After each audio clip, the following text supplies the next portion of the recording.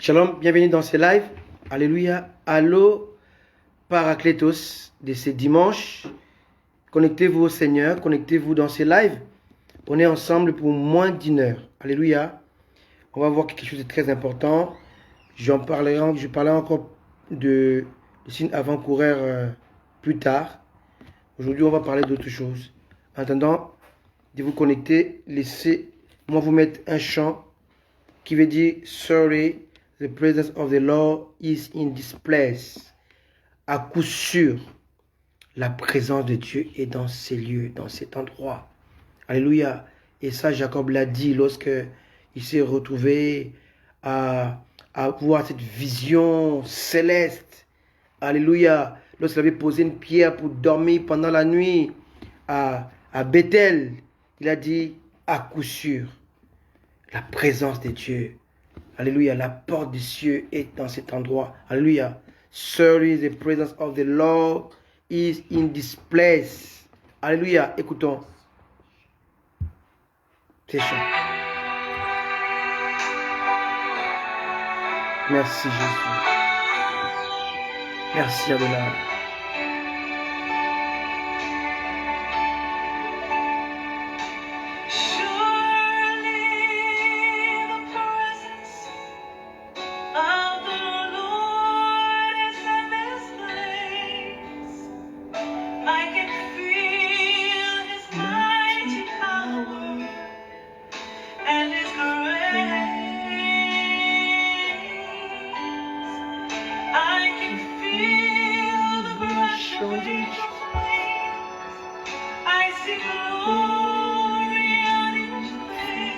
Each face, the presence of the Lord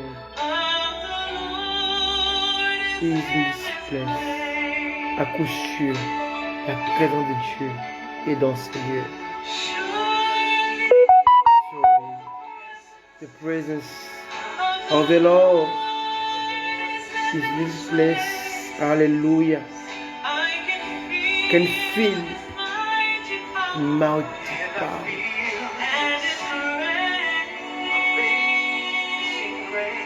Oh Jesus.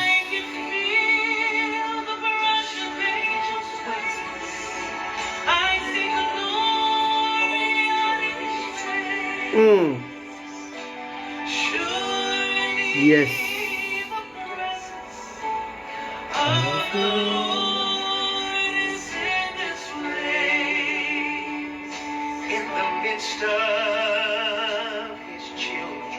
La présence de Dieu. À ne pas confondre avec l'omniprésence de Dieu. Vu les chrétiens vivent avec l'omniprésence de Dieu. Mais la présence de Dieu impacte un lieu, un endroit, un système, un environnement. Comme Moïse, avec les buissons qui brûlaient mais qui ne se consumaient pas. La présence de Dieu amène l'inédit, l'inexplicable, l'incompréhensible, mais impacte les lieux dans lesquels on est. À coup sûr, la présence de Dieu, la gloire de Dieu, la cabote de Dieu est dans ces lieux. Laisse que Dieu remplisse vos maisons maintenant. Remplisse vos bureaux, remplisse là où vous êtes. Que sa présence se manifeste.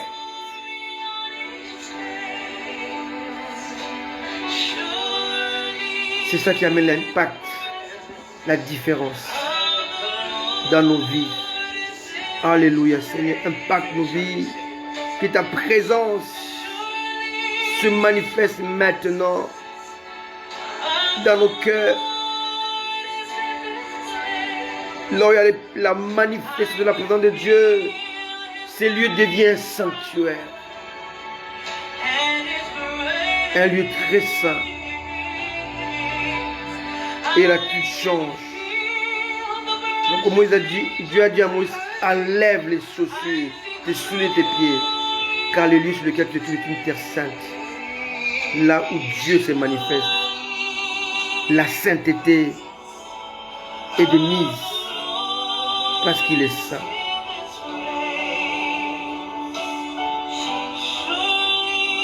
Alléluia. Merci Jésus. Merci Jésus. Merci Seigneur. Merci Jésus. Merci Jésus. Merci Seigneur. Alléluia. La présence de Dieu. Alléluia. Alléluia. Alléluia. Quelqu'un peut réclamer encore la présence du Père. La présence de Dieu. La manifestation du Saint-Esprit. Alléluia. Surely the presence of the Lord is in this place. C'est le temps. Alléluia. C'est le temps, bien-aimé. C'est le temps de réclamer la manifestation de Dieu, de sa présence. Surely the presence of the Lord in this place. Alléluia. Laissez-moi vous mettre encore ces chants qui est tellement puissant. Alléluia. Alléluia. La présence de Dieu est dans ces lieux. Alléluia. Merci Jésus.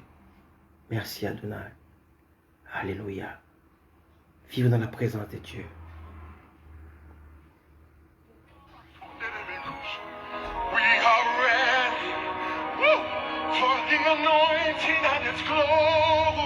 Merci Jésus. Que la présence de Dieu envahisse nos cœurs maintenant. Merci Jésus. Merci Jésus. Soyez plongés dans la présence de Dieu. Surely the presence of the Lord is this place. Alléluia.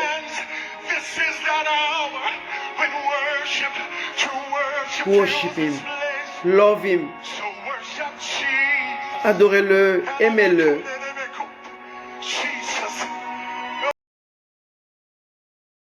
Vivez sa présence. Alléluia. Jésus.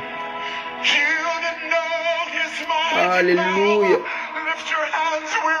Oh yes.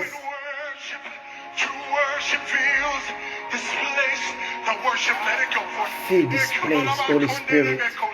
Saint-Esprit, remplis-nous de Jésus dans ce lieu, de ta présence. Église, il est temps de réclamer la présence de Dieu. Oh, priez pour réclamer la présence de Dieu.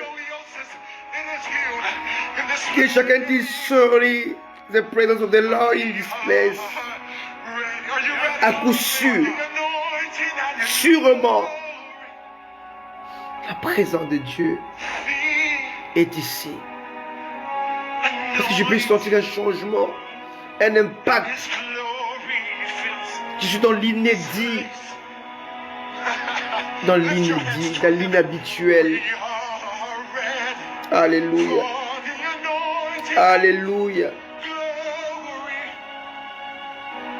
Quelqu'un peut chanter la présence de Dieu. Sentir la présence de Dieu. Oh Seigneur Jésus. Merci Jésus. Merci Jésus. Oh Jésus. Tu peux lever ta voix là où tu es et réclamer la présence de Dieu. Dieu t'a créé pour sa gloire. Pour sa gloire.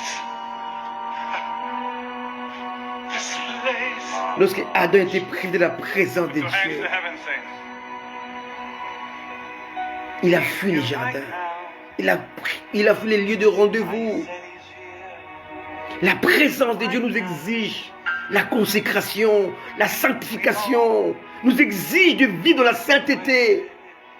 Oh bien-aimé, Désirons la présence de Dieu. need to beg. Réclamons la présence de Dieu. He's passing Alléluia. our gifts Prenons un temps. for you Prenons un temps. to receive. Prenons un temps, bien-aimé, My God, d'être rempli, He's here. aspergé, immergé, plongé dans la présence de notre Seigneur. Right now, Alléluia. to me, C'est ça qui apporte le changement, your needs. qui exige la consécration. Lord, we pray. Présence de Dieu. Lord, we Moïse, pray. sanctifie les peuples aujourd'hui, demain. We pray. Le troisième jour, le Seigneur descendra. La présence de Dieu exige la sanctification. Lord, we pray. Merci Seigneur. Nous avons besoin de toi Seigneur. Nous avons besoin de toi Seigneur. Lord, we Trop de distractions dans ce monde. Alléluia. Approchez. Approchez. Venez. Venez. Venez. Il est là. Les bras ouverts. Il vient nous accueillir. Il nous convie. Nous sommes ses convives. Il nous invite dans sa sainte présence. Surely, à coup sûr, la présence de Dieu est ici, dans ces lieux. Merci Adonai. Merci Jésus.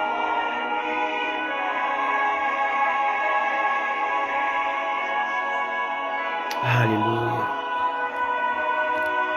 Merci Jésus. He's here. Il est ici. Right now. Il est ici. Merci Jésus. Merci He's Seigneur. here. Right now. Merci Seigneur. Maintenant. Maintenant. We don't Tu peux sentir sa présence need to wait. qui te prépare pour la gloire, pour l'enlèvement We don't de l'Église. Jésus a besoin de need to toi beg. et tu as vivement besoin de lui. He's passing our gifts. Sentez sa présence. For you. Sentez sa gloire. Oubliez tout. Pénétrez dans sa présence. He's here. Vivez sa présence. Right now. Ressentez sa présence. À coup sûr, Dieu est ici. Here. Right now. Maintenant. To me. Merci Jésus. Merci Seigneur. He's here. Il est là. Il est ici. Right now. Oh Jésus, merci. Surely Alléluia. the presence Of the Lord in this place. I can feel your mighty power. Alléluia. Sentez sa présence. Sentez sa cabote. Yes. rush of an air. Yes. Merci Jésus.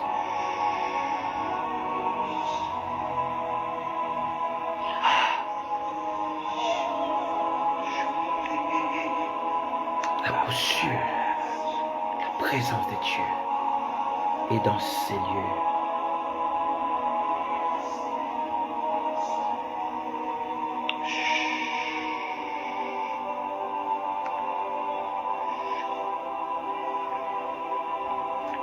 section stand.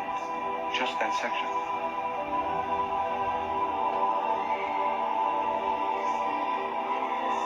Alléluia. I can see the glory of God on that section right now. Join hands. Vivez la gloire de Dieu, bien-aimé. Commencez à expérimenter la gloire de Lift Dieu. your hands to heaven. Levez les mains vers le ciel. Alléluia. Oh Jésus. Merci Seigneur. Oh Jésus. Merci Jésus. Stand up, all of you, right here.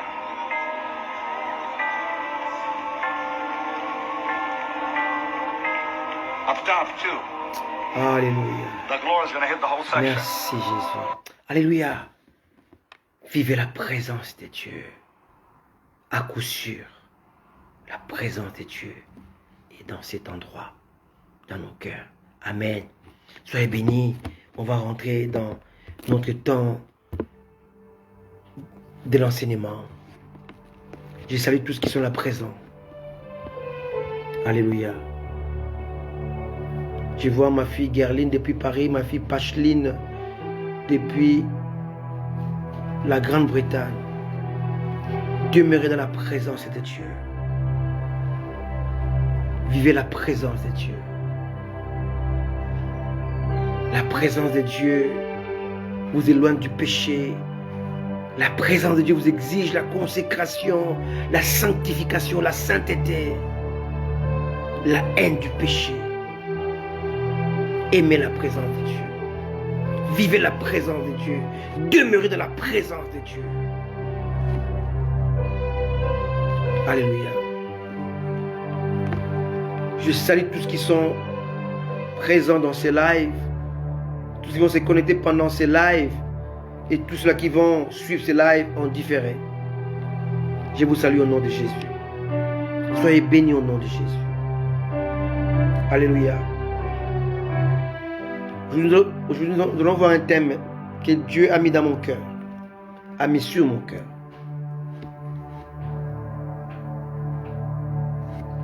Vous allez comprendre que cela vous concerne. Mon thème, c'est Ève face à la promesse de Dieu. Ève face à la prophétie divine. Alléluia.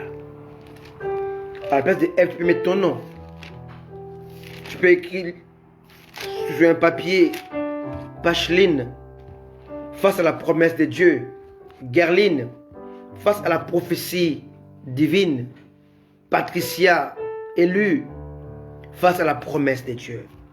Alléluia. Alléluia.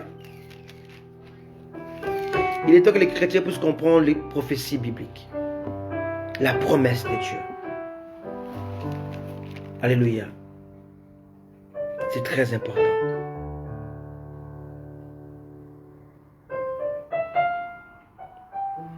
Commençons, Dieu a créé l'homme qu'il a appelé Ish. Et lorsqu'il a endormi l'homme, il a sorti de son côté la côte que Dieu a appelée Isha.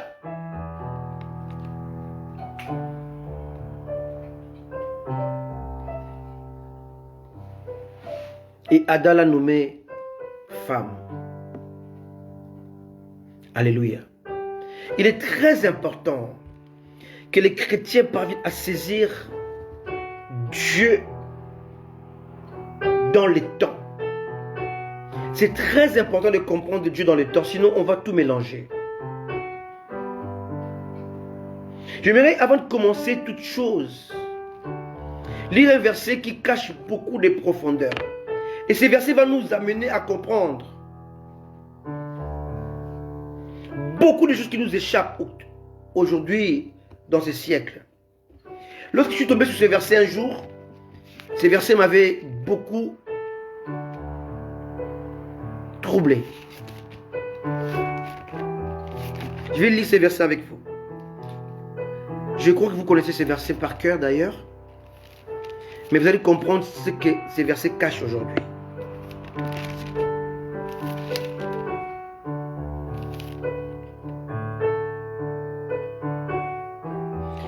Jean 8, verset 31. Ici, c'est Christ qui parle, Jésus qui parle. Et il dit aux Juifs qui avaient cru en lui, si vous demeurez dans ma parole, vous êtes vraiment mes disciples. Ici, c'est la condition sine qua non pour être libre. Bienvenue à toi, docteur Mobejo. Alléluia. On ne peut être affranchi si on ne devient pas disciple. Être disciple, c'est être discipliné. La discipline nous apporte la liberté. Verset 32. Vous connaîtrez la vérité. Et la vérité vous affranchira. Ici, le verbe connaître a un sens sexuel. Adam connut Ève. Il n'est pas ici question de la connaissance humaine, du savoir. Non. Ici, il est question de l'intimité. Vous aurez l'intimité avec la personne qui s'appelle la vérité. Vous connaîtrez la vérité. Vous aurez une relation avec la vérité. Vous serez dans l'intimité, dans la vérité. Et il n'y a pas d'intimité entre l'homme et la femme sans dépouillement. L'homme et la femme ne peuvent pas aller dans le lit conjugal et avoir l'intimité si chacun d'eux ne se déshabille, ne se dépouille, n'enlève ses émotions, son passé, son célibat, sa nature charnelle, pour s'accoupler, pour se mettre dans l'intimité. C'est ça la connaissance qui permet l'unification, l'alliage. Les deux viendront s'assembler afin que l'un puisse combler les trous de l'autre, afin que l'un puisse porter et combler les faiblesses de l'autre. On n'est pas dans les rassemblements comme cela. On est dans l'assemblement, l'assemblage. La connaissance est un assemblage. L'homme est dans la femme et la femme est dans l'homme. Il y a l'alliage. Il y a partage. Il y a échange. Il y a collaboration. Il y a désintéressement. La femme se donne à l'homme et l'homme se donne à la femme. Et les deux s'assemblent, fusionnent pour devenir une seule chair. Ici, ce n'est pas une question de devenir une seule chair, mais un seul esprit, car il ne s'agit pas de l'homme. Ish. Il s'agit ici de Christ, l'homme parole, l'homme esprit, le rédempteur. Le Dieu ne devient pas une seule chair, mais un seul esprit. Une fusion. Vous connaîtrez la vérité et la vérité vous affranchira. C'est la fusion. C'est ton intimité avec la vérité, ta collaboration, ton association, ta pénétration. Si vous demeurez dans ma parole, que mes paroles demeurent en vous, il y a pénétration de deux côtés. L'homme est dans la femme est dans l'homme. Il y a pénétration, il y a collaboration, il y a fusion, il y a unicité.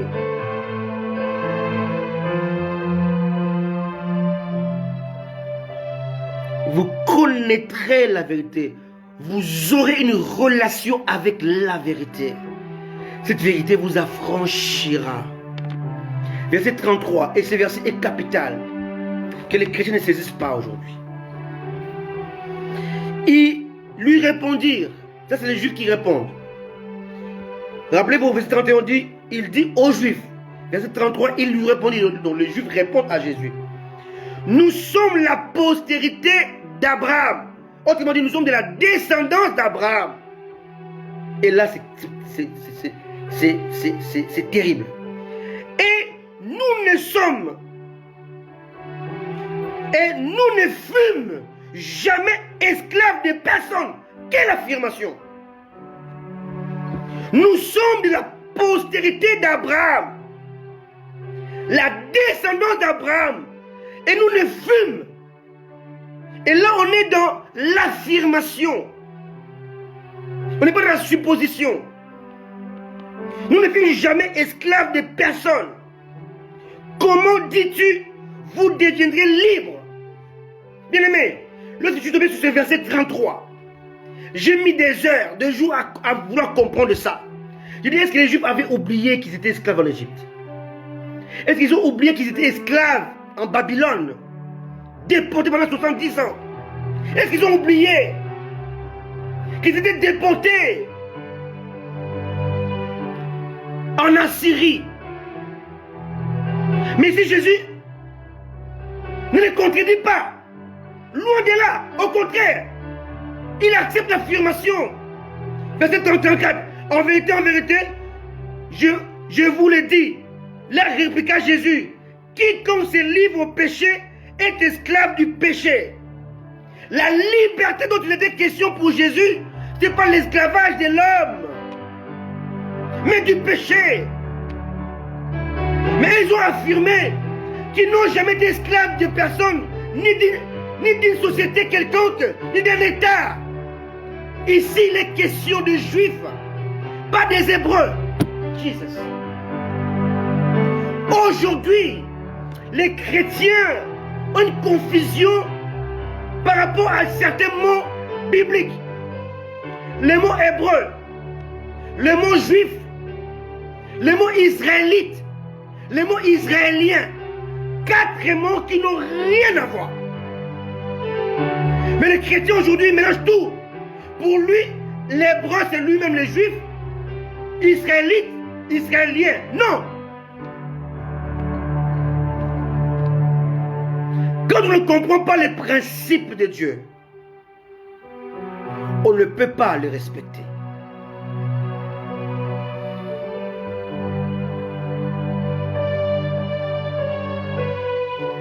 Pierre n'était pas hébreu. Pierre était juif. Le salut ne vient pas des Hébreux. Le salut vient des Juifs. Jean 4, 22. Vous adorez ce que vous ne connaissez pas. Nous adorons ce que nous connaissons. Car le salut vient des Juifs, pas des Hébreux. Pas des Israéliens. Rien à voir.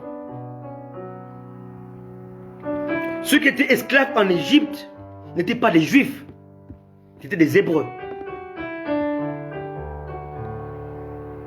Alléluia. Aujourd'hui, il y a des Israéliens arabes. Il est israélien, mais sa religion, elle est musulmane. Il est israélien, mais il est musulman. Il est israélien, il est catholique. Fabius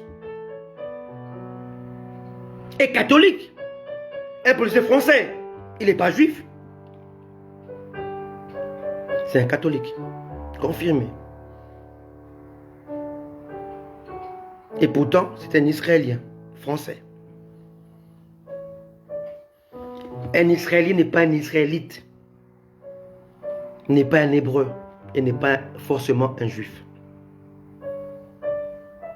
Israélite est un peuple biblique appelé de Dieu descendant de Jacob. Israélite. fait référence à un peuple. Hébreu, c'est un peuple qui n'a rien à voir avec Israël.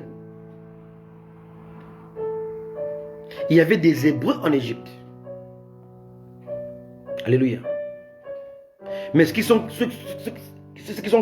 ont quitté Babylone pour revenir, rebâtir le temple en 520 jusqu'en 516 étaient des Juifs. Esther était juive, pas hébreu. Qu'il n'y ait pas confusion. Si on est dans la confusion, on ne peut pas comprendre ces thèmes. Ève face à la promesse. Qui a reçu la promesse? Qui a reçu la promesse? Est-ce les Hébreux? Est-ce les Israélites? Est-ce les Israéliens? Est-ce les Juifs? Lorsqu'on est perdu dans tous ces quatre mots, appellations, on ne peut pas comprendre la prophétie de Dieu. Lorsque Dieu a fait la promesse à Ève, Dieu n'a pas fait la promesse à un hébreu. Non, Ève n'était pas hébreu. Lorsque Dieu a fait la promesse à Abraham, Dieu a fait la promesse à un hébreu.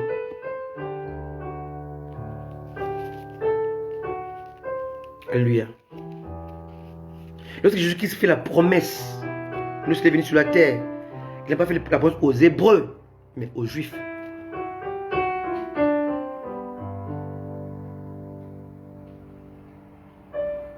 Alléluia.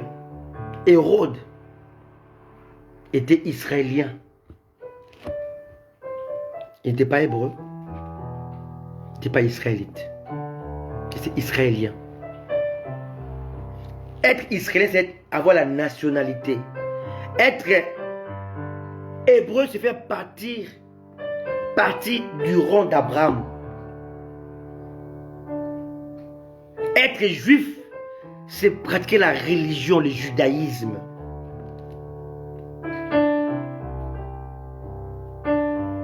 Israélien, c'est nationalité. Israélite, peuple. Hébreu, peuple. Juif, religion. Si on a compris ça, maintenant je peux commencer. Alléluia. Faites la différence entre ces quatre mots. Souvent, les chrétiens se perdent là-dedans. Ici, on voit que les Juifs ont dit à Jésus, on n'a jamais été esclaves des personnes. Nous ne fûmes jamais esclaves des personnes. Et pourtant, leurs pères, les Hébreux, étaient esclaves en Égypte. Leurs pères étaient en captivité, en Assyrie, en Babylone. Mais eux étaient des Juifs, pas des Hébreux. C'est très important de comprendre ces choses. Lorsque nous lisons la parole de Dieu, et beaucoup de chrétiens n'ont pas le temps de faire des recherches, d'étudier la parole de Dieu, et ils tirent des conclusions souvent hâtives. Et c'est très dangereux. Alléluia. Alors je ne peux pas parler de la promesse si on ne situe pas Exode. L'exode, c'est lorsque Dieu a décidé de sortir son peuple de l'Égypte après avoir annoncé sa captivité. Et on va voir des termes et des datations qui va permettre aux érudits de comprendre les prophéties bibliques. Si nous lisons Actes des Apôtres au chapitre 12, alléluia. Actes des Apôtres, on va lire le chapitre plutôt 13, pardon, le verset 20. Après cela, durant 450 ans environ, il leur donna des juges jusqu'au prophète Samuel. Ici, Luc, qui a écrit ces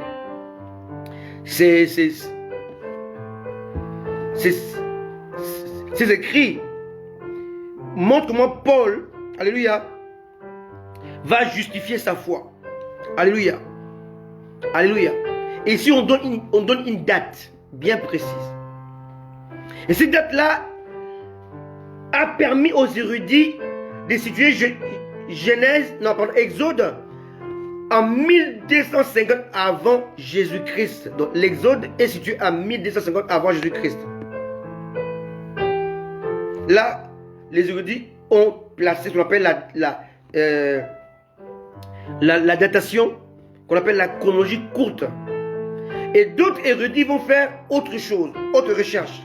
Ils vont comparer la promesse de Dieu faite à Abraham avec la déclaration de Moïse faite en dehors d'Égypte, dans le désert. Alors il faut comparer Genèse chapitre 15, verset 13 et Exode 12, 40. Alléluia. Et si on lit ça, Genèse 15, 13, là Dieu parle à Abraham. Alléluia. Est-ce qu'on a encore du temps? On n'a plus beaucoup de temps. Genèse 15, verset 13. Et l'Éternel dit à Abraham, sache que tes descendants seront étrangers dans un pays qui ne sera point à eux. Ils y seront asservis et on les opprimera pendant 400 ans. Alléluia. Ça c'est la prophétie que Dieu avait donnée à Abraham. Mais on va voir que lorsqu'ils sont sortis, ils ont fait 430 ans. Maintenant, on va voir Exode chapitre 12. Par rapport à cette prophétie que Dieu a donnée à Abraham. Alléluia. Exode 12, le verset 40. Le séjour des enfants d'Israël en Égypte fut de 430 ans. Et maintenant, lorsque les savants ou les érudits ont comparé ces deux versets, ces deux écritures, ils ont conclu que l'Exode ne se situe pas en 1250 avant Jésus-Christ, mais en 1450. Donc, ici, on est dans ce qu'on appelle la chronologie longue. Donc, dans la Bible que nous étudions, il y a deux types de chronologie. On a d'un côté la chronologie longue qui place Exode à 1450. Et l'autre chronologie place Exode à 1250 avant Jésus-Christ. C'est très important. Si vous ne comprenez pas, vous n'allez pas comprendre lorsque nous autres érudits, lorsque nous parlons que Jésus a dit à Moïse, est monté avec Pierre, Jean et Jacques et dit, et Pierre a dit, il est bon que nous soyons ici, faisons 3 tentes.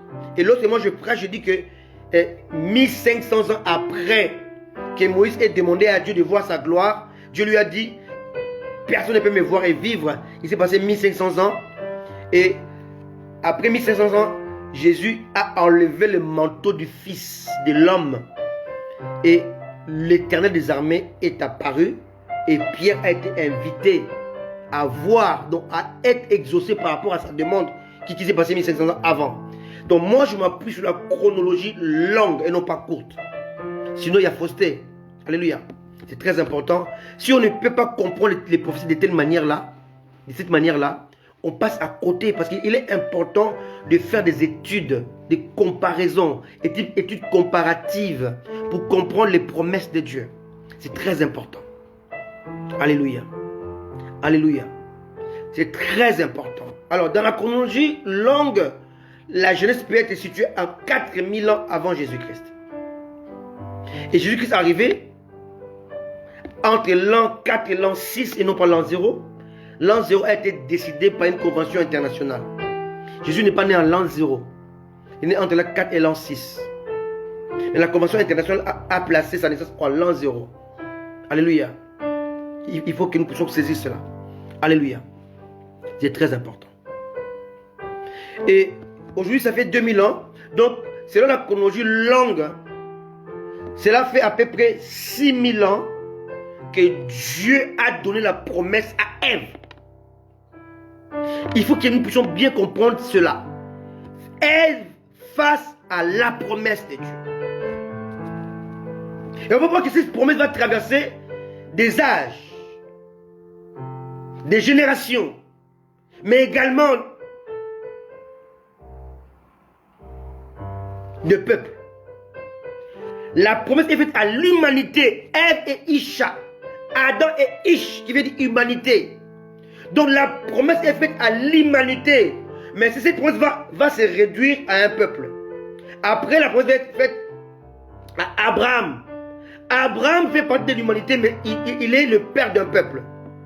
De lui est sorti Isaac. D'Isaac est sorti Jacob, Ésaü et Jacob. Et Dieu a choisi un peuple qu'on appelle Israël.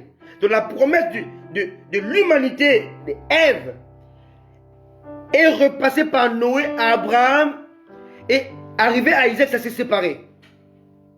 La promesse a pris d'un seul côté, a laissé l'autre côté, a laissé la descendance d'Ésaü, mais est parti vers la descendance d'Israël.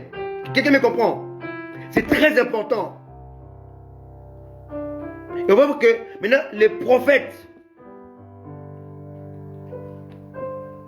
hébreux vont prophétiser sur la promesse. Ésaïe va le faire. Un enfant nous est né, un fils nous est donné. On l'appellera admirable, Dieu puissant, Père éternel. Ici on a la promesse qui remonte d'Ève à peu près 4000 ans avant Jésus-Christ et qui va suivre une lignée bien définie.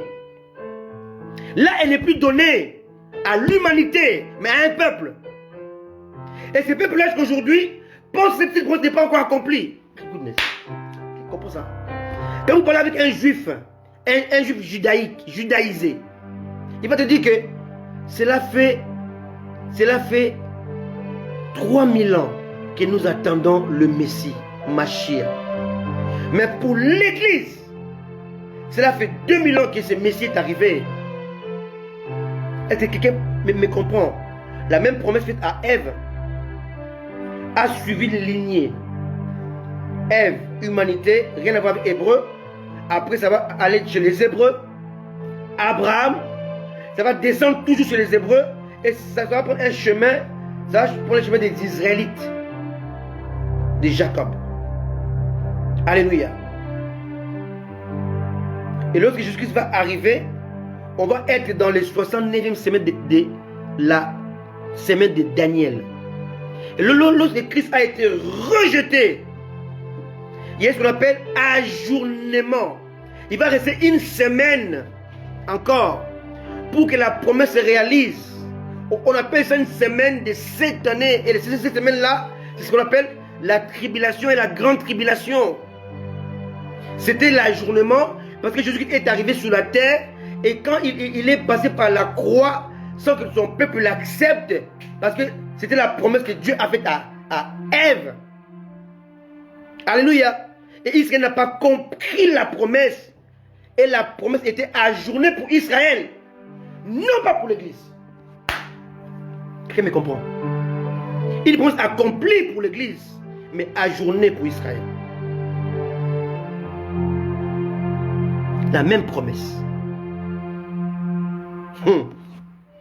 On va lire la Habakkuk, chapitre 2, versets 1 à 4. Alléluia.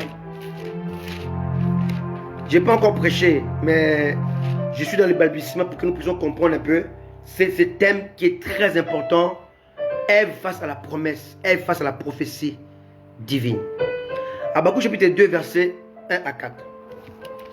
J'étais à mon poste, je me tenais sous la tour. Je veillais pour voir ce que l'Éternel me dirait. Est-ce que je répliquerai après ma plainte? L'Éternel m'adressa la parole et il dit, écris la prophétie. Grave-la sur des tables, afin qu'on la lise couramment. Verset 3. Car c'est une prophétie dont le temps est déjà fixé. Toutes les prophéties sont fixées dans le temps. C'est très important. Elle marche vers son terme. elle ne mentira pas. Si elle tarde, attends-la. Quand elle s'accomplira certainement. Dans la prophétie de Dieu, la promesse de Dieu peut tarder, peut être ajournée, mais le but final, définitif, c'est l'accomplissement certain. Elle ne peut pas mentir, mais elle peut tarder, elle peut être ajournée, elle peut être repoussée, mais elle marche vers le terme. Car elle est dans un temps que Dieu a fixé, que Dieu a scellé. C'est très important. On place Saül à 1050 avant Jésus-Christ. David à 1010 avant Jésus-Christ. Salomon à 970 avant Jésus-Christ. Le premier temple à 966 avant Jésus-Christ. Le deuxième à 520 avant Jésus-Christ. Le muraille à 445 avant Jésus-Christ. Et tout ça fait partie de la promesse de la Genèse.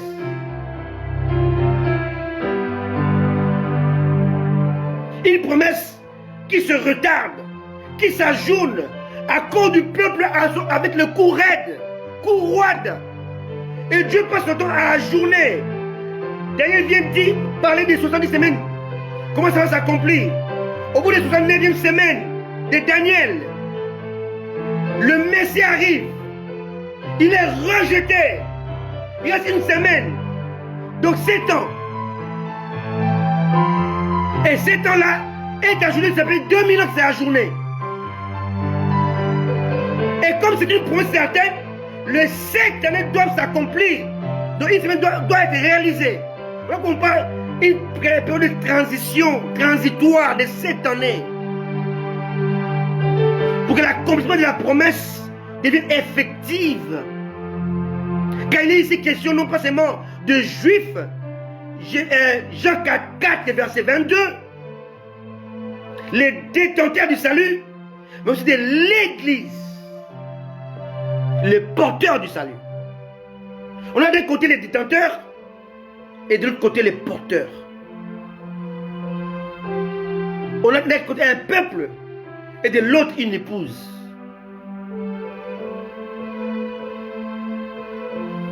C'est très important.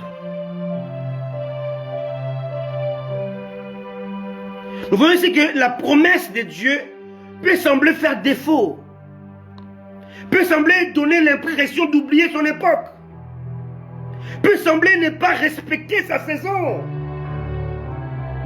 peut sembler ignorer sa prédestination. Et à ce moment-là, la foi doit intervenir. Je répète, lorsque la promesse de Dieu fait défaut, lorsqu'elle semble tarder, lorsqu'elle donne l'impression d'oublier son époque, lorsque la promesse de Dieu, alléluia, semble ne pas respecter sa saison prédestinée, la foi doit intervenir. Dieu a dit, je chasserai devant vous tous ces peuples pour vous donner la terre dans laquelle coule le lait et le miel. Mais le même Dieu a dit, je ne les chasserai plus. À cause de votre incrédulité, ils seront là pour vous comme un piège. La promesse de Dieu, la prophétie est devenue un piège. Et là, il y a l'ajournement. La promesse est toujours là, mais elle a été ajournée.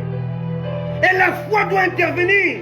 Si elle n'intervient pas, le doute va se placer dans le cœur. Et le doute va demeurer.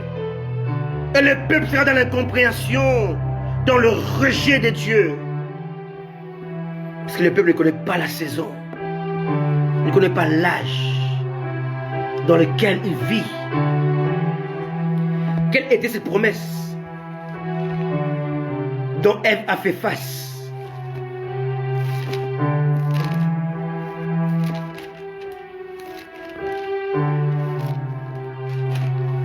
Alléluia. Dieu de gloire. Ève face est face à la prophétie de Dieu. Est face à la promesse de Dieu. Est face à l'ajournement. À la place de Ève, mets ton nom, Christian, Bacheline, Montbéjo, Anthony, Élu, Gerline. Mets ton nom. Christian face à la promesse. Christian face à la prophétie. Beaucoup de saints sont morts en espérance, sans voir ce que Dieu avait promis. Dieu avait promis à Abraham. Il avait 75 ans. Mais les gens oublient que dans la promesse, il y a l'exigence. Il y a le respect. Il y a l'obéissance. Il y a la soumission. Parce que dans la promesse, il y a des termes.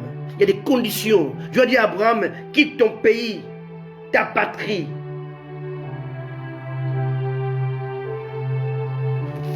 C'est clair. Laissez-moi lire ça. Genèse 12. Il a dit à Abraham, va-t'en de ton pays. 1. Ta patrie. 2. Et la maison de ton père. 3. Abraham devait quitter 3 choses. Son pays, c'est là où il habitait. Sa patrie, c'est sa famille. Alléluia. La maison de son père, son territoire. Abraham devait quitter 3 choses. Son pays, sa patrie, sa famille, et la maison de son père, son territoire. Et va dans le pays que je te montrerai. Donc va dans l'inconnu. Donc la promesse ici ne peut pas fonctionner sans la foi. Parce que tu vas dans l'inconnu. Mais tu ne peux pas aller dans l'inconnu sans la foi. Alors qu'Abraham est le père de la foi. Parce qu'il devait quitter les connus pour pénétrer dans l'inconnu. Et sa promesse s'est trouvée dans l'inconnu. Mais qui était connu par rapport à la foi. My goodness. Joseph a été vendu. Il était triste. Il en voulait à ses frères. Mais il avait ignoré que sa promesse, son rêve, s'est trouvé dans l'inconnu. Là, ils l'ont vendu. C'est là où il devait accomplir sa promesse faite par Dieu. Alléluia. Alléluia. Mais lorsque tu es prêt de manifester ou de vivre ta promesse, Dieu peut te forcer la main à aller là où tu ne voulais pas. Moi, je ne voulais jamais mettre mon pied à Londres. Jamais de la vie. Je venais ici prêcher. Prêcher et repartir. S'il y avait un pays ou une ville que je détestais le plus au monde, c'était bien l'Angleterre. Je ne sais pas pourquoi Dieu te déplace. Pourquoi Dieu te pousse à partir quelque part. Écoute Dieu. Écoute Dieu. Tu vas dans le pays de l'accomplissement de ta promesse. Alléluia. Si c'est chaud dans ta tête, c'est trop pressant, je dois quitter, je dois y aller, sache que Dieu t'appelle dans le lieu de la promesse, de l'accomplissement. Alléluia. Abraham devait se débarrasser de Lot. Abraham devait enlever sa confiance dans son serviteur, son premier serviteur, Eliezer. Abraham devait se débarrasser d'Ismaël pour vivre la plénitude de sa promesse. Alléluia. Abraham avait ajourné sa promesse. Alléluia. À cause de la désobéissance. La promesse de Dieu exige l'obéissance, la soumission, la rigueur, mais aussi la foi. Alléluia. Alléluia. Souvenez-vous lorsque Élisée s'était attaqué à Jézabel, il s'est souvenu des paroles d'Élie. Souvenons-nous ce qu'Élie avait dit sur Jézabel. Faisons sur les paroles d'Élie. Les chrétiens doivent comprendre la promesse de Dieu, la prophétie et agir en conséquence. La promesse de Dieu ne peut pas s'accomplir sans les éléments qui étaient attachés à cette promesse. Sans une vierge pure, pas de Messie. Alléluia. Sans l'attachement de la Vierge pure à un Judas, pas de prophétie. Il devait avoir une Vierge pure. Mais la Vierge pure devait s'attacher à un homme de Judas pour que les fils soient adoptés par la tribu de Judas. C'est ça. Si Joseph avait répudié Marie, la promesse serait faussée. La promesse de Dieu doit rencontrer les éléments qui corroborent avec elle. Faute de quoi, ça ne peut pas s'accomplir. Dans la promesse de Dieu à Abraham, Dieu avait prévu la séparation d'avec l'autre. Dieu avait prévu la circoncision. Dieu avait prévu qu'il mange d'abord chez Abraham. Donc il y avait les étapes de la promesse qui étaient dans la promesse qu'Abraham ne savait pas, il découvrait au fur et à mesure. Si Abraham n'avait pas nourri Dieu, Dieu n'aurait pas dit l'année prochaine. Il y avait une exigence de la promesse qui était cachée dans la promesse qu'Abraham ne connaissait pas.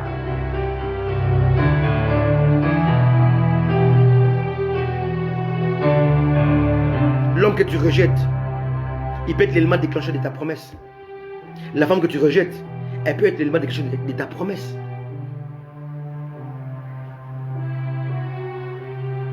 La promesse de Joseph ne s'est pas accomplie quand il est monté sur le trône d'Égypte, quand il est devenu premier ministre ou gouverneur. Non. La promesse du rêve de Joseph s'est accomplie lorsque ses frères sont venus se prosterner devant lui. Pas avant. Il était plus esclave. Il était couronné. Il était glorieux. Il s'appelait Safed Panéak. Il était couronné, il était adulé, applaudi. C'est ça l'erreur aujourd'hui. Vous croyez que parce que tout va bien dans votre vie, vous avez une belle maison, une belle voiture, les ministères prospèrent, que Dieu a rempli sa promesse. C'est faux. La promesse de Dieu s'accomplit avec ses propres termes. Comme Dieu l'a dit en amont pour l'aval. Dieu a dit à Joseph, tes frères vont se prosterner devant toi. Malgré son élévation, malgré son couronnement, malgré l'anneau qu'il portait, malgré le commandement, malgré l'élévation, la promesse de Dieu ne s'est pas accomplie. La promesse de Dieu se trouvait dans ses frères. Si Joseph avait rejeté ses frères, il aurait ajouté sa promesse. La promesse de Dieu dans sa vie. C'est très important. Joseph n'a pas joui de la promesse de Dieu par rapport à son rêve en montant sur le trône, en ayant l'anneau, en ayant les commandements d'Égypte. Non. Il a joui de la promesse lorsque ses frères sont venus se prosterner devant lui. Car c'était ça le rêve. Alléluia. Tu crois que tu es dans les rêves, mais tu n'es pas encore dans les rêves. Tu es loin du rêve. Tu es dans la tromperie parce que tout va bien. Joseph n'avait plus de soucis, il était plus esclave. Il était dans un palais. Il commandait les gens, il donnait des ordres. Il avait l'anneau. L'anneau était un symbole royal. L'anneau se faisait à un seul exemplaire. Pharaon avait enlevé son anneau, il a donné ça à Joseph.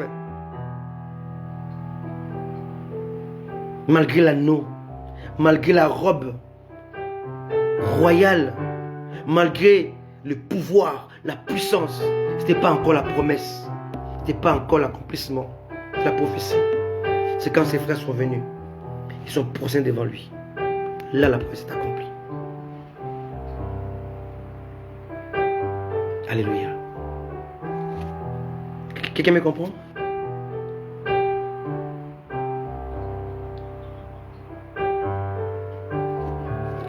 C'est quoi la promesse de Dieu? Il est l'heure où Dieu doit m'arrêter, mais et pourtant, je n'ai même pas encore commencé. Mon Dieu. Dieu a donné la promesse après la chute. Quel amour. Dieu n'a pas donné la promesse avant la chute, mais après la chute. L'amour est plus puissant que les châtiments.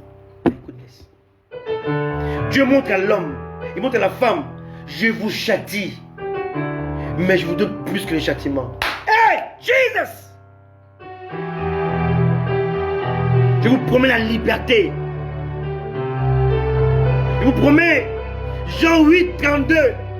Si donc le Fils vous a franchi, vous serez réellement libres. Libres du péché, libres de l'esclavage, libres de Satan, libres de la connaissance, de l'ignorance. Dieu te fait la promesse après ta faillite, après ta chute. Oh Dieu. My goodness.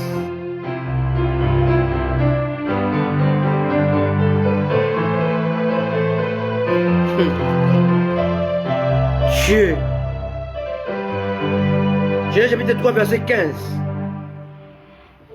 Je mettrai inimitié entre toi et la femme, entre le serpent et la femme, entre ta postérité et sa postérité. Celle-ci t'écrasera la tête. Donc la promesse, la postérité de la femme va écraser la tête du serpent et tu lui blesseras les talons. Ici on parle de la rédemption. Ici il est question de la rédemption. Il est question de Christ. Donc Christ se trouve dans Genèse chapitre 3 verset 15. La rédemption. La promesse de Dieu à Ève. Ève face à la promesse de Dieu, c'était Ève, tu as péché, mais je sortirai au travers de toi. Je sortirai par toi. Je sortirai en toi une personne qui sera le Rédempteur. Il sera blessé par les talons.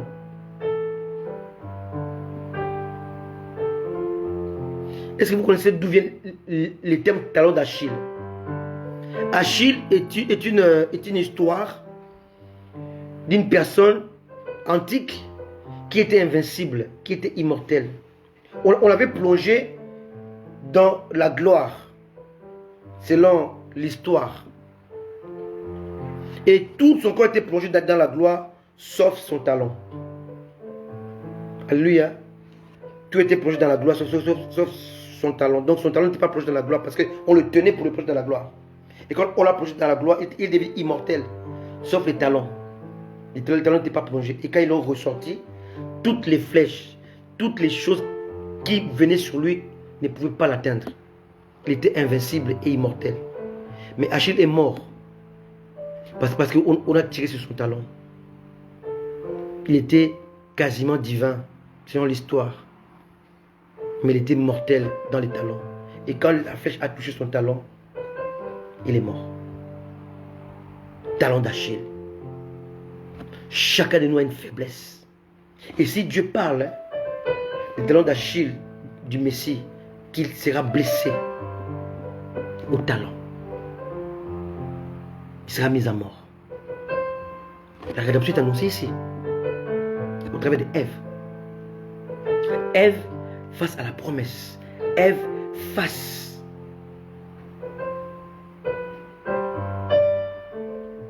à la prophétie. Je vais m'arrêter ici. On continuera dimanche prochain. Mais pour vous dire ceci, Ève n'a pas compris la promesse de Dieu. Ève n'a pas saisi la promesse de Dieu. Ève n'a pas examiné la promesse de Dieu. Dieu lui dit, ta descendance, ta postérité écrasera ton bourreau. C'est lui qui t'a séparé d'avec moi. C'est lui qui a causé la séparation entre Dieu et Ève.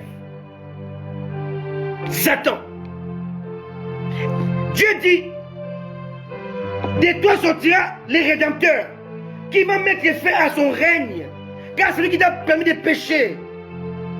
Les serpents anciens, le dragon, le diable était le bourreau de Ève qui l'a poussé à se séparer d'avec Dieu.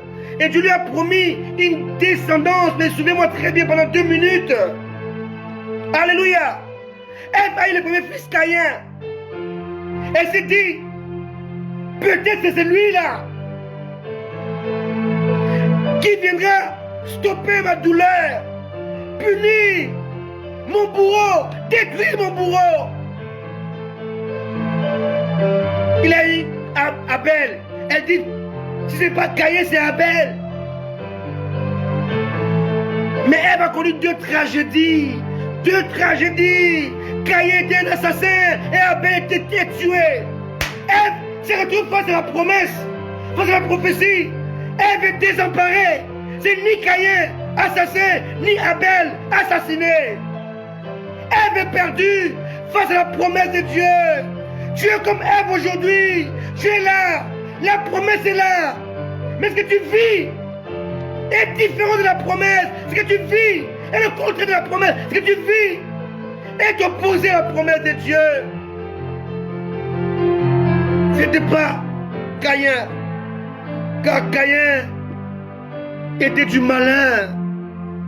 Appartenait. Il avait la semence. Il avait dans son esprit la vengeance, la haine du bourreau de Ève. Satan. On dit que Caïn était du malin. Caïn venait d'Adam. Je ne comprends pas cette théorie que Caïn était le fils de Satan. Non, Caïn venait d'Adam. La Bible est claire là-dessus.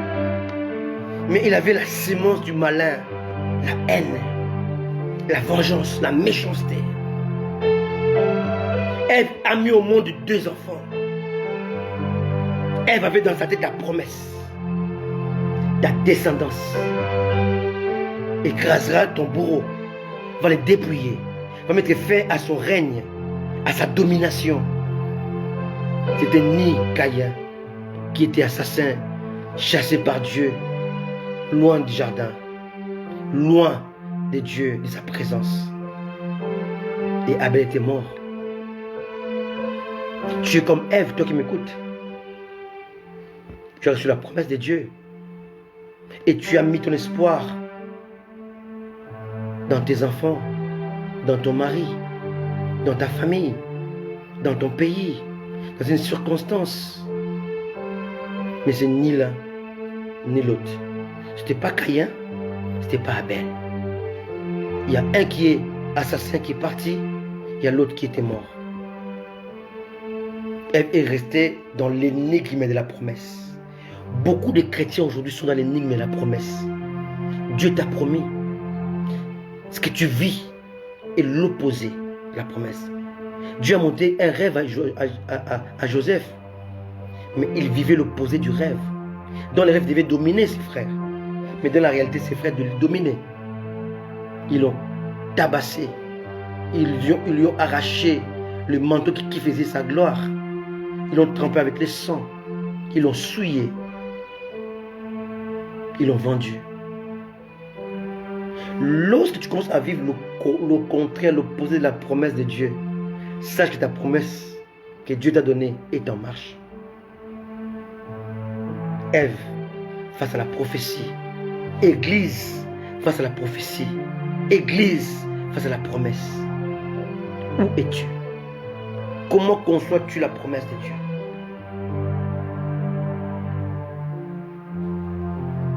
Et cette promesse va évoluer avec Noé, va évoluer avec Abraham, va évoluer avec Jacob. Et elle va quitter l'humanité, elle va appartenir à un peuple.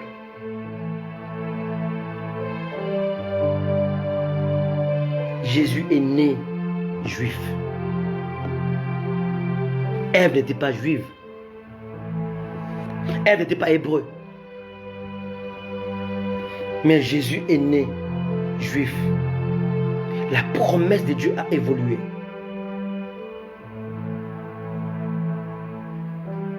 La promesse de Dieu évolue, mais respecte son terme.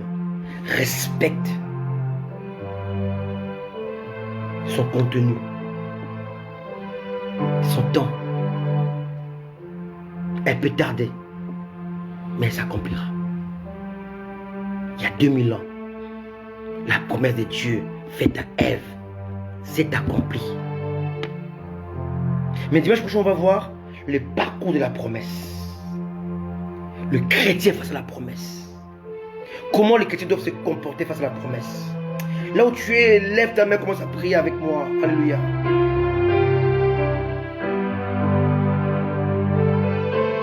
N'ayez pas peur. Elle peut tarder. Elle peut être ajournée. Mais comme elle vient de Dieu, elle s'accomplira certainement. Habakkuk 1, 2, 1 à 4 n'a pas menti. Il est impossible que Dieu ne mente. Dieu t'a fait une promesse. Il n'a pas menti.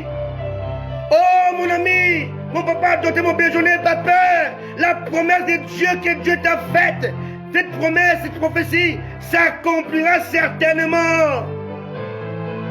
Dieu le fera parce qu'il est fidèle. Il est juste. Annie, Dieu t'a promis, ma fille. N'aie pas peur.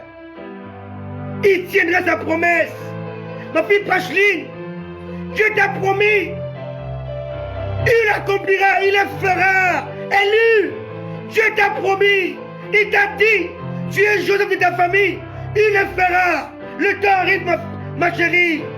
Servant de Dieu, où Dieu va te lever comme Joseph de ta famille. Il va te couronner et tes frères et sœurs viendront sous tes pieds. Parce que Dieu l'a dit par ma bouche. Par la bouche de ton pasteur où tu étais quand j'avais 16 ans. Il accomplira. N'aie pas peur. N'aie pas peur. La promesse de Dieu, elle peut tarder, elle peut être ajournée, mais elle finit par s'accomplir. Elle s'accomplira certainement.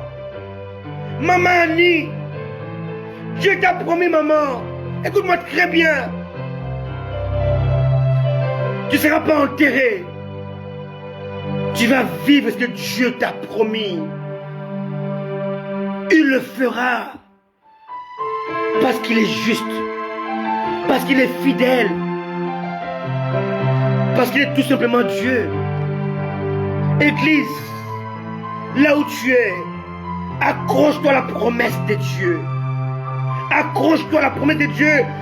Essaie de comprendre les âges, le parcours de la promesse qui a quitté l'Éden, qui a quitté Ève, qui est passé par Seth, qui est passé par Noé, qui est passé par Abraham, qui est passé par Jacob. La promesse de Dieu a été, là est passée par Joseph et parti en Égypte. La promesse de Dieu a traversé l'Égypte, a fait 430 ans en Égypte. La promesse de Dieu a quitté, elle est passée par la mer Rouge. La promesse de Dieu est passée par les juges. La promesse de Dieu est partie en déportation. Malgré les épreuves, elle était là dans le cœur. Parce que la promesse est faite au cœur, alléluia, à un peuple, à une église, à une institution. Elle est la vérité. Elle a traversé les époques, les saisons, les âges, mais elle est restée la promesse de Dieu. On l'appellera admirable, Dieu Tout-Puissant. Cette prophétie a été sortie par Ésaïe 800 ans après son accomplissement. Avant son accomplissement, pardon. La promesse de Dieu peut traverser les époques, les circonstances. Mais elle reste néanmoins la promesse de Dieu. Elle ne mentira pas. Père éternel, merci pour ta parole. Nous sommes là pour toi. Parce que nous sommes ton peuple. Nous sommes ton église. Nous nous accrochons à la promesse de Dieu. Tu as dit dans Jean 14, il y a plusieurs maisons, il y a plusieurs demeures dans la maison de mon Père. Si ce n'était pas vrai, je vous l'aurais dit. Mais je vais vous préparer une place. Et lorsque la place sera prête, je reviendrai vous chercher. Et tu as dit, pour vous rassurer, que je reviendrai, je vous donne le meilleur de moi-même. L'excellent, l'excellence, le Saint-Esprit. Je vous le prête. Je vous laisse avec lui. Lui, c'est moi. Lui, c'est moi. Lui, c'est moi. Lui, c'est la force. Lui, c'est Dieu. Il reste avec vous pour vous rassurer que moi, Jésus, je reviendrai vous chercher. Tu nous as fait la promesse que tu reviendras. Et nous savons que tu reviendras. Car ta promesse peut passer par les difficultés, par la mer, par la déportation. Mais elle finira par s'accomplir. Aujourd'hui, l'Église attend la promesse de l'enlèvement. Nous attendons cela. Cela fait 2000 ans. Nous attendons. Nous patientons. Nous patientons. Car nous savons que tu es fidèle. Tu le feras. Tu l'accompliras. Sois béni là où tu es. N'aie pas peur. Dieu t'a promis. Il le fera. Il le fera. Face à la promesse, il n'y a pas d'obstacle. Il n'existe aucun obstacle face à la promesse de Dieu. Elle dévie, elle brise les obstacles. Elle marche dans son temps. Soyez bénis. N'oubliez pas, après ce live, à 15h30, heure de Paris, juste dans 13 minutes, commence un autre live avec notre partenaire, notre papa, notre ami, l'homme de Dieu, l'homme de révélation exact, le docteur Anthony Mopéjo. Basculer de mon live à son live. On est dimanche, beaucoup ne travaillent pas. Basculer. Il va nous nourrir encore avec une bonne parole sur Esther. Un bon enseignement de ses livres. Vous serez bénis. Alléluia. N'oubliez pas cela. Alléluia. N'oubliez pas cela. N'oubliez pas cela. Nous serons bénis par ce live. Et si tu es là, tu t'es béni par ce live, lève ta main et bénis le Seigneur. Alléluia. Bénis-le. Aime-le. Adore-le. Alléluia. Alléluia. À 15h30. N'oubliez pas cela. Alléluia. Alléluia. C'est un coach. C'est un homme de Dieu qui craint le Seigneur. Alléluia. Et c'est un homme qui respecte la parole de Dieu.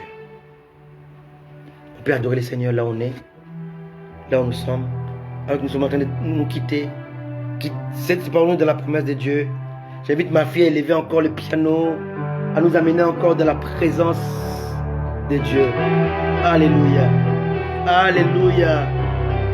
Alléluia. Levez les mains, adorez le Seigneur. Alléluia, il est Dieu. La la la la la. Oh, alléluia. Oh, Jésus. Alléluia. Merci, Jésus. Après ici, basculer chez le docteur Mopéjo, Maman Annie. On est ensemble. Aujourd'hui, il nous parlera de l'impact de la non et du non. Je dis bien l'impact de la non et du non. Esther 8:10. Basculez, serez bénis. Comme ici. Élevons nos mains, bénissons-le. La la la la la la la la. Oh Jésus, merci pour ta parole. Merci pour ta parole, Jésus. Merci pour ta parole. Bien-aimé, n'oublie pas que la promesse de Dieu dans ta vie s'accomplira certainement, car Dieu ne peut pas mentir. Soyez bénis, soyez comblés. On se voit dans 10 minutes chez Anthony Mopéjo, le docteur Anthony, Maman Annie Mopéjo. À très bientôt, je vous aime de tout mon cœur. Soyez bénis, accrochez-vous à Jésus, car il revient bientôt. Alléluia, alléluia. Gloire à notre Seigneur Jésus-Christ. Merci Jésus. Alléluia. Amen. Soyez bénis.